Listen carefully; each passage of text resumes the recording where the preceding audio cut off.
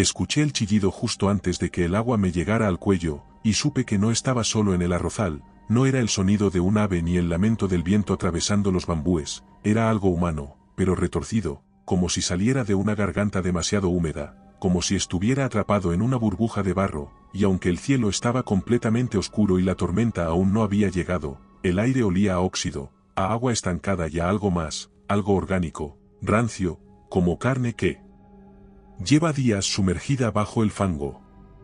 Me llamo Darío y soy ingeniero hidráulico. Trabajo para una consultora española que fue contratada por el gobierno tailandés para estudiar una serie de anomalías en el flujo de riego en la provincia de Chiang Rai, una región remota bordeada por montañas que desaparecen entre la niebla, un lugar donde el tiempo parece haberse detenido, un lugar donde, según los informes, ya habían desaparecido 6 personas en los últimos 3 meses, todas cerca de la misma red de arrozales, construida sobre canales coloniales que, según los locales, nunca debieron tocarse.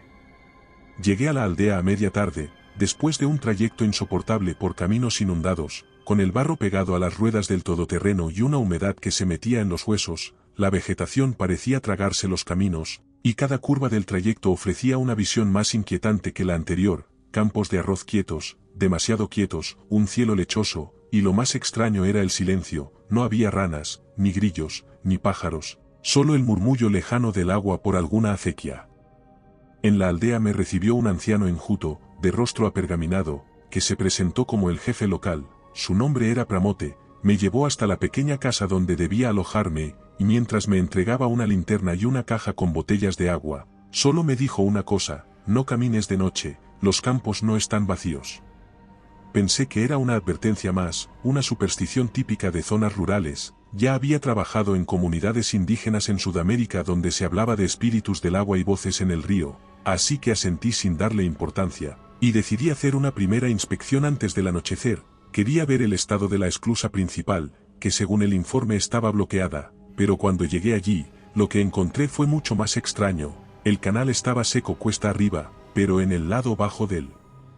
dique, el agua se había acumulado de forma anormal, formando una balsa turbia y profunda donde no debía haber más que unos pocos centímetros de paso, y en la superficie flotaban ramas rotas, ropa rasgada y algo que parecía ser un trozo de lona azul, como las que se usan para cubrir mercancía. Me agaché para examinar las compuertas. Cuando escuché el primer sonido, un chapoteo leve, casi imperceptible, levanté la cabeza y escudriñé el agua con la linterna, pero no vi nada. Solo el reflejo distorsionado de las nubes y una especie de niebla densa que se levantaba del agua. Seguí inspeccionando unos minutos, intentando concentrarme en mi trabajo, pero entonces escuché un segundo sonido, más fuerte, como un zambullido, seguido de un crujido viscoso, como ramas rompiéndose bajo algo pesado. Giré sobre mis talones y apunté la linterna hacia el origen del ruido, y ahí lo vi, emergiendo lentamente del borde opuesto del arrozal. Primero fue una cabeza apenas visible entre los tallos de arroz, después un torso cubierto de barro, con la piel tirante, agrietada, los ojos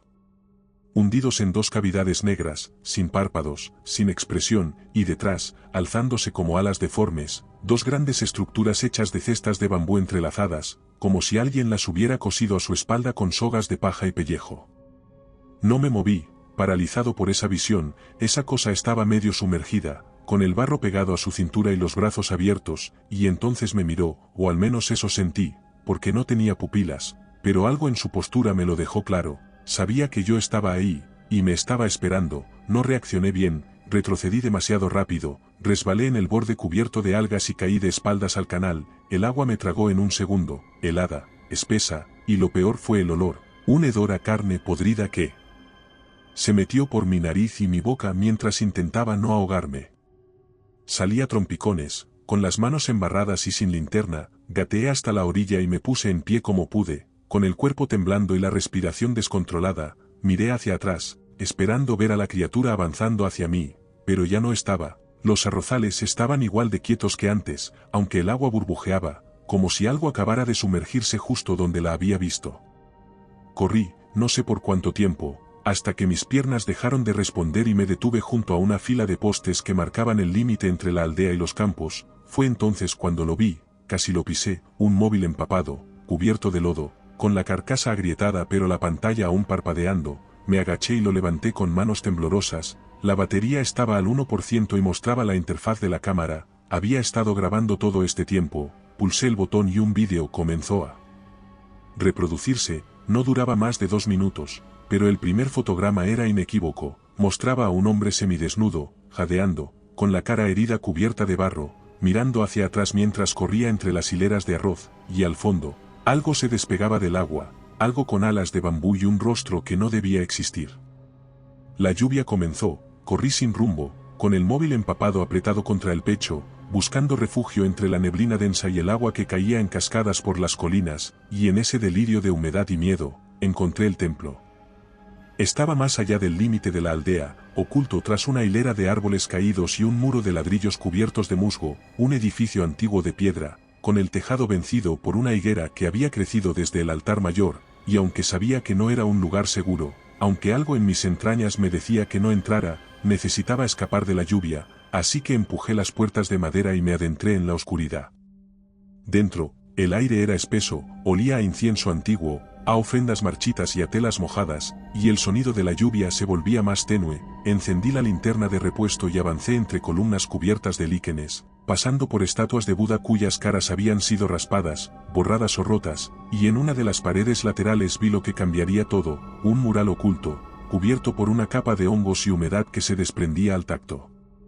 Comencé a limpiar con la manga, frotando con desesperación, y debajo, en trazos rojizos y dorados ya apagados por los años, apareció una figura alargada, inhumana, con un rostro alargado y sin boca, con brazos extendidos y alas de mimbre que cubrían los cuerpos de decenas de personas tumbadas bajo el agua. No era un dios, no era un demonio, era un espíritu, o eso pensé, un ente nocturno, vinculado al arroz y al agua, que salía cuando el campo era herido, cuando los hombres alteraban los canales. Y cazaba no con garras, sino con el aliento, se alimentaba de la última exhalación, del calor del miedo antes de fallecer, y su rostro sin boca, era idéntico al de la criatura que me había observado. Temblando, busqué mi mochila, abrí la radio portátil e intenté contactar con el equipo, pero solo recibí estática, interferencias, y entre el ruido, por un instante, escuché un susurro, un sonido como de viento atravesando huesos, y aunque quise pensar que era mi imaginación, supe que no lo era, porque al salir del templo, al mirar hacia el arrozal desde el umbral de piedra, los vi. Eran 4 aldeanos, caminando entre los surcos anegados, todos ellos en fila, como si hubieran sido convocados o guiados por algo, sus ropas empapadas pegadas al cuerpo, sus pies hundiéndose a cada paso en el barro, y detrás de ellos, flotando a ras de la superficie, apenas visible entre la neblina, algo se movía con lentitud, una forma alargada, siniestra, que parecía plegarse y expandirse a cada metro, como si buscara el momento exacto para atacar. Grité, corrí hacia ellos, pero antes de llegar, el primero se detuvo en seco, sus piernas comenzaron a temblar, su torso se arqueó hacia atrás, y sin emitir un solo sonido, se hundió de golpe en el lodo, como si alguien tirara de él desde las profundidades, y lo más estremecedor fue que los otros 3 no reaccionaron, siguieron caminando con la misma calma, con la misma mirada vacía, y entonces lo comprendí, ya no estaban vivos. Corrí de nuevo, cada surco era un abismo que amenazaba con tragarme, y no tardó en ocurrir. En uno de ellos, el barro cedió bajo mis pies y caí de golpe en una zanja de riego, profunda, estrecha, con las paredes resbaladizas, y mientras intentaba salir, algo me sujetó por los tobillos con forma de dedos, con uñas duras y piel de lodo, que tiraba hacia abajo con fuerza, y grité con toda mi alma, arañando el borde de la acequia, golpeando con las piernas, sintiendo como las uñas de esos se hundían en mi carne. Logré liberarme, quizás porque resbalé de sus manos o porque algo lo distrajo, pero cuando salí de allí el dolor era insoportable, y el sonido del agua lo cubría todo. Cojeé hasta una choza cercana, buscando refugio, pero estaba vacía, como todas las demás, los aldeanos habían desaparecido, no quedaba nadie. Fue entonces, mientras miraba por la ventana hacia el arrozal, que vi un pozo antiguo, cubierto por una tapa de madera rota, que sobresalía entre el lodo, algo en él brillaba, quizás huesos, quizás herramientas, pero la lluvia hacía que todo pareciera moverse. Del pozo salía un vaho caliente que subía en espirales lentas, envolviendo el borde con una bruma que olía a metal oxidado. Me senté junto a la abertura y supe que no tenía elección, que si quería entender qué estaba ocurriendo, si quería salir de allí con respuestas, debía bajar, aunque algo en lo más profundo me pedía que no lo hiciera, que me alejara. Empujé la tapa de madera, retiré los restos de cañas podridas y me dejé caer, sosteniéndome con un tubo oxidado que bajaba en espiral por el interior del pozo, descendiendo durante lo que me pareció una eternidad, hasta que finalmente toqué suelo, o algo parecido, una planicie de barro duro, cubierta de raíces que bajaban desde lo alto.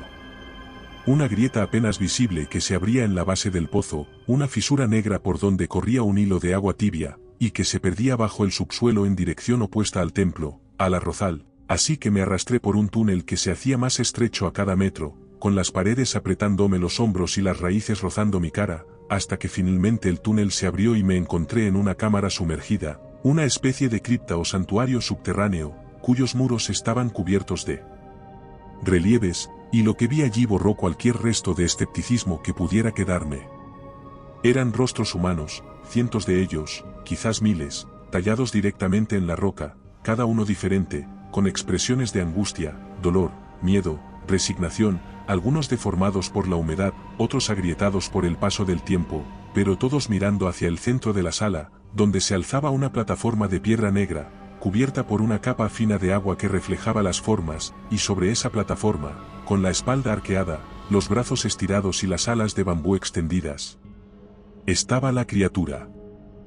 Ya no se ocultaba entre los tallos del arroz, ya no se arrastraba por el barro fingiendo ser algo natural, ahora se mostraba tal como era, una aberración cubierta de barro reseco, con piel estirada sobre huesos visibles, con un rostro sin rasgos, solo una hendidura donde debería haber una boca, y dos cavidades negras como agujeros recién abiertos, su pecho latía con una luz interna, tenue, como si algo que no formaba parte del cuerpo respirara dentro de ella, y cuando giró la cabeza hacia mí, no lo hizo con la violencia de un depredador, sino con la solemnidad de un sacerdote antiguo, como si me hubiera estado esperando desde antes de que yo naciera. No tuve tiempo de pensar, solo de reaccionar, porque el agua comenzó a subir, así que me lancé hacia un viejo panel oxidado, uno de esos sistemas de control que aún se usan en esclusas antiguas, y comencé a manipular las válvulas, a ciegas, con los dedos resbalando sobre el metal cubierto de algas, mientras detrás de mí la criatura comenzaba a caminar, con pasos lentos pero seguros, como si supiera que el espacio era suyo, que el tiempo estaba de su lado, que yo era solo un intruso en su madriguera.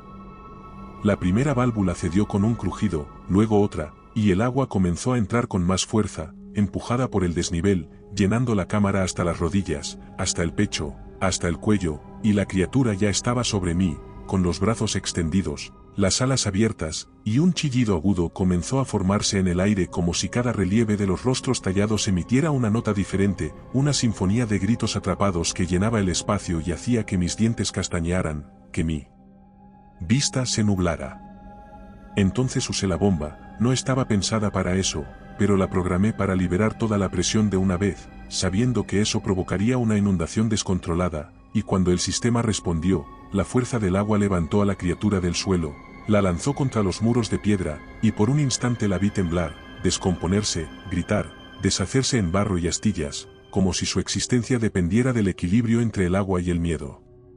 Salí de allí arrastrándome, y cuando finalmente vi la superficie del arrozal, ahora estaba completamente seca, sin agua, sin nada.